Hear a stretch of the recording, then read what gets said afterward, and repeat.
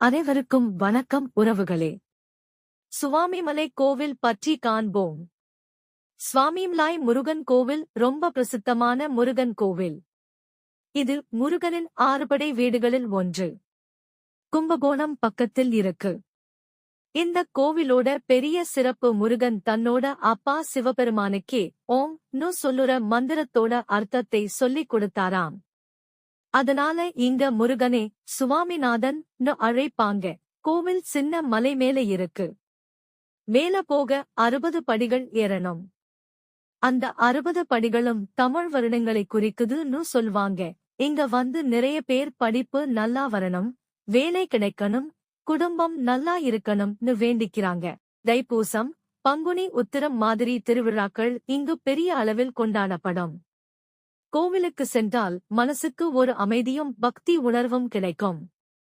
கோவிலோட சூழலும் ரொம்ப அமைதியா இருக்கும். மனசுக்கு நல்ல நிம்மதி கிடைக்கும். ஓம் முருகா போற்றி.